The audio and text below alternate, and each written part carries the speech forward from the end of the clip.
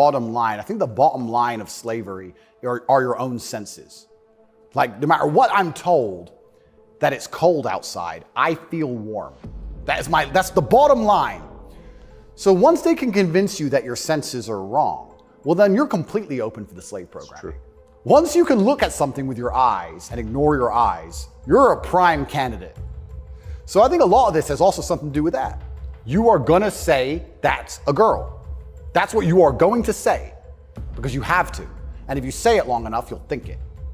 And if you won't, your children will, because we'll tell them. So eventually, you're gonna say it. And then it becomes true.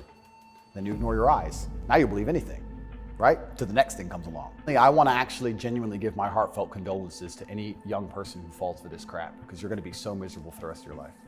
If you chop off your genitals and take a whole bunch of chemicals as a teenager, you are gonna be miserable for the rest of your life. Yes. You're never gonna be the person you wanna be. You're never gonna be accepted as that person. You're never gonna feel happy inside. If you fall for this, I genuinely feel sorry for you. You have to throw away all the science and your entire worldview and everything about how you view the world. You have to eject that from your brain and call me what I want to be called. Is extremely arrogant. And if I went through the world and said everyone had to call me King Andrew, they'd tell me shut up. Why? If they can get called whatever they want, I should be able to get called whatever I want. I want to be King Andrew, #1 savior of Earth, climate change activist. That's what I want to be. And if anybody calls me anything else, they're a bigot. That's what we're going to do. If we're going to go down that path, I'm going to make sure that my title is good. Lord of all beasts of the land and fishes in the sea. The most honorable man who's ever lived. The fastest human alive. Who cares? Doesn't matter that I can't run fastest. It doesn't matter, Tucker. I'm the fastest human alive. You must affirm my belief. I'm the fastest man alive. Greatest man in show business. Sorry, Tucker. You think you can go to Tajikistan where people are trying to eat and talk to them about gender and all this garbage? They'll be like, listen, you're a man, this needs doing. Shut up, right? There's no time for any of that. So as the Western world is self-destructing in real time, there are places in the world where none of this crap is happening. It's amazing how quickly they can adapt. And that's for their own survival. That's fantastic. But then if you extrapolate out and you understand that to be true, then you also understand that women are more susceptible to programming to a degree. I got called misogynistic by saying that if you sit 100 men and 100 women down in front of propaganda, I believe that women are more likely to believe a lot of it. I think a lot of liberals are female. They're more emotional, and it's easier to convince them of something if you use an emotionally led argument, right? So if by extension you now have women who are emotionally led, who are being convinced and their logic is failing because they're being tricked with an emotionally led argument, and the man they're meeting has no principle and no honor, and he can't resist that, she's in charge of the house, well, now she's telling the man what to do, right? If I would have come home during COVID and my woman said, you need to wear a mask, I'd say, no, I don't. End of conversation. Where if I was a simp, you need to wear a mask. Okay, baby. Don't, all right. So the women are also largely in charge of the psyop because the men are so desperate to get any kind of connection with a real person and avoid the porn screen. And then these women are being controlled by the mass media as a whole. I say this to, I have children, I don't talk about it often, but I say to the mothers of my children, I say, look, either we program their minds or society does. Who do you believe in?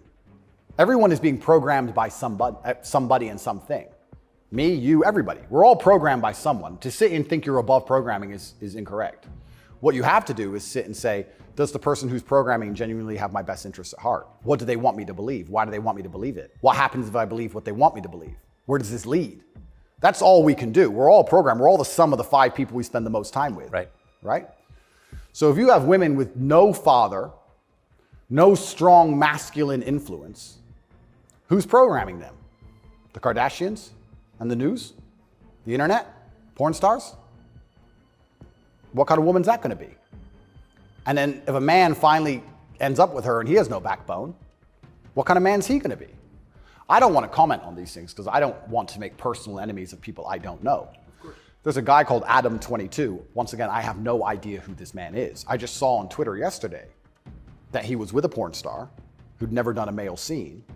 They got married, and like a week after their marriage, she did her first male scene with some random dude. And he's on a podcast defending it. Did his wife have sex with somebody else? Correct. Why? Like, this is the level you can, but this is what the Matrix wants from you as a man. They want the woman in charge and the man below with no backbone, because if the woman's in charge, they can emotionally affect her. They can scare her. You can scare a woman easier than you can scare a man. A man. A real man's hard to scare. A woman you can make afraid of the vaccine, right? Be afraid, COVID, be scared. If she's in charge of the household, I would argue in nearly any household where the female was dominant, everyone's vaccinated. I would argue that point hard. Of course. Maybe I'm wrong, but I would argue it. I don't have the statistics. It's just logic to me. So talk about women being unhappy. What's actually interesting about the female mind, once again, they're going to call me a misogynist, is that when you're an emotionally led person, you're more prone to chaos. It takes real stoicism to lead. So why are these women unhappy? Because no one's leading them. No fathers, no men of no backbone, no man they respect. So they're relying on society, which is promoting chaos, and their own mental state. Women will say all the time, oh, my period was coming up, so I was crazy. Like, they'll say that themselves. So without any kind of hard rock of emotional security, to give her a hug and say, don't worry, baby, calm down, it's okay. When you have no hard rock of emotional security and you leave her to her own devices, she's going to be to a degree chaotic. Does it surprise you that the weakest president is also the most destructive? Weak men are always destructive because hurt people hurt people. Yeah. I don't know, I heard someone said that to me a long time ago. Hurt people hurt people. They were talking about a relationship, and I said, that's true. If your heart's been broken, you're probably going to be a bit of an asshole and break someone's heart. Hurt people hurt people. And then I thought, well, if you're a weak man and you're going through life and you don't have the strength and resilience to resist the trials and tribulations of being a man, and you're constantly hurt by everything, and you're constantly upset and depressed and sad because you're weak, how could you possibly do good? Hurt people, right? To do good, you have to be a good person to begin with, and to be a good person, you're virtuous and you've gone through a lot of things that made you strong. This is what's mind-bending to me, that the idea that strong men are somehow bad. And it's the ultimate hypocrisy, because as soon as something happens, especially physically, as soon as a liberal is attacked, they call the police. Defund the police! Call the police. Don't be masculine. Police officer, please. They want a big, strong man with a gun. Guns are bad. They want him to have one, right? So the ultimate hypocrisy on every level is absolutely and utterly insane. At the base realities of humanity, the absolute base reality, strength in men is respected and wanted. And I think that the closer you get to unfortunate circumstance, the closer you get to reality. They go hand in hand. And then everyone's looking for the strong men.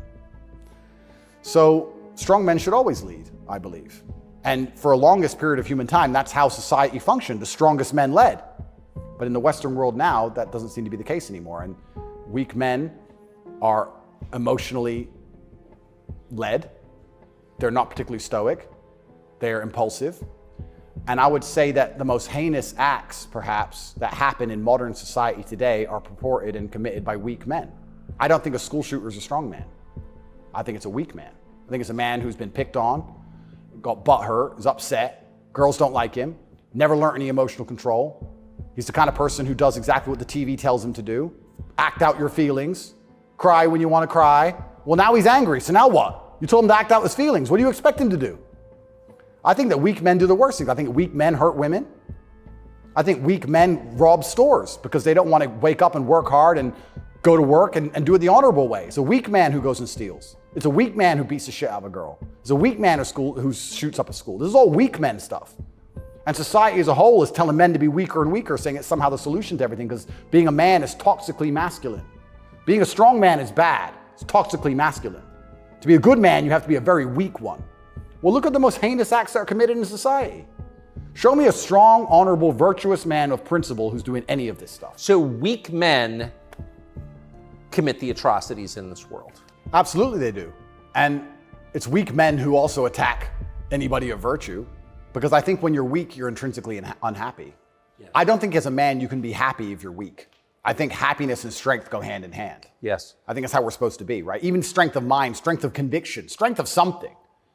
If you're weak, you're going to be miserable. So I do find satisfaction in the fact that most of the men who truly dislike me are miserable and weak. And also, like I said earlier about women being gatekeepers, women are fantastic. Women are they're like a barometer for society. I would say you can measure the strength of a society or the virtue of a society or how decayed a society is largely by the actions of many women. I'd like to argue that point. I can argue that point in many different ways. But women really want their man to be strong. Of course. They will punish you for being weak. And I'm not saying you can never cry to your woman. I'm not saying you can never open up to your woman. But there's going to become a time where she expects you to just be capable. There's a problem. And even if you don't know how to fix it, your job as a man is to say, I'll handle it. Even if you have no money and no hope. And to go find a way to fix the problem. If you're weak and go, I don't know, she becomes very resentful towards you. And she'll punish you for that weakness. And I think what she's trying to do on an evolutionary standard is inspire you to man up, because it's your job to protect her, isn't it? So if she sees you and looks at you and doesn't see you as a man who can protect her, she can't respect you. So every survey of female happiness in the West shows just a straight decline since about 1970 till now. Women are becoming less happy in the West. I think it's very obvious. What accounts for that? How can you be happy when all the men around you aren't men, right? We are the most beautiful union that God has possibly created on the planet. A feminine woman and a masculine man. It's the most beautiful union that can possibly exist. It raises children the best.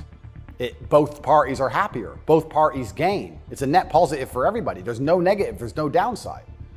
But if you destroy one side of the equation, then the other side is going to be completely and utterly miserable and unhappy. Andrew Tate, kind of an outlaw, Yep. lives in some palace in Romania, Yep. wherever that is. Yep.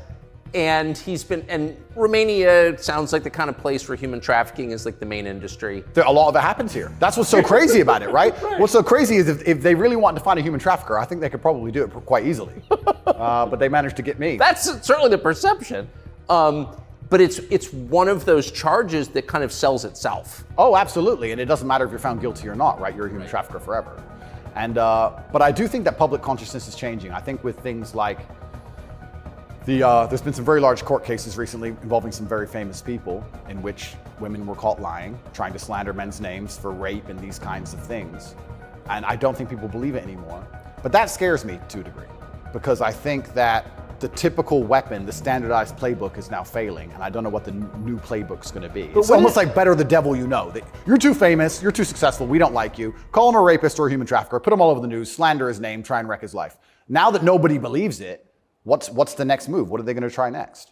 Wouldn't it just have been easier to commit like a massive financial crime and defraud people of billions, come up with like a fake cryptocurrency, call it like, I don't know, FTX, or just give a name to it. Yeah, something random. Steal billions and get your parents involved and buy a bunch of real estate in the Bahamas, and then like you'd be sort of a hero, right? Oh, absolutely. And I would have certainly made a lot more money than TikTok, because I don't think TikTok even pays you for views. And if it certainly does, I never got a single transaction from it. So it's a very interesting scenario. But if I was accused of a financial crime, my name would not be slandered. So of course not. You have the presumption of innocence. So just back to the jail thing. So you're in with your brother. At the beginning, I was not, but towards the end, I was, yeah. What did you do all day? It's a good question. I looked at the wall, stared at the wall, smoked cigarettes, lots of push-ups, read the Quran. You smoked cigarettes, did push-ups, and read the Quran. Basically, yes. And certainly had some introspective moments. Tried my best to get out, tried my best to via my small phone calls, understand what's happening in the outside world. Tried to make sure that the people I love and care about are taken care of, because I'm the man of my family, and I'm also the man of quite a large, I wouldn't say empire, but life. And there's a whole lot of people who rely on me. You know, you have staff and families, you have children and families. I know the feeling, yeah. So when you're plucked from that, it's kind of strange. You're in jail and you're concerned for yourself, but your primary concerns are also all your duties as a man. I have duties as a man. I don't want children to starve. You've got a whole tribe. I've got people to pay. So it was very, very frustrating, constantly trying to make sure everybody else was okay and feeling helpless. That's what hurt me the most. I was trying to make sure everybody I love and care about was fine, and I wasn't as powerful as I should have been. And that was very upsetting. And especially if they're going to keep me there for years, I was having serious concerns about how I can feed the people I love. Did you ever come to the edge at all? No, I certainly had some days I was less happy than others, but I made sure that my mindset was built in a way that I could always be doing something constructive. And also, I think you get what you give in life. And if I ever felt particularly sad on a day, I would try very hard to make other people happy, because if I made other people smile, I'd feel better. So even the dinner ladies or the prison guards, I'd try very hard just to make people smile. I know it sounds silly. Some of the prison guards, it doesn't. Some of the prison guards were more open than others, but there was a couple prison guards who were ice cold, who didn't want to say a word to me. And I'm like, hey, bro, your hair looks amazing. And you just stare at me like he wants, shut up. But I just try my best to cheer people up, to cheer myself up. And as a man, all you can do is just find the resolve to continue doing the best you can in this current circumstance. So.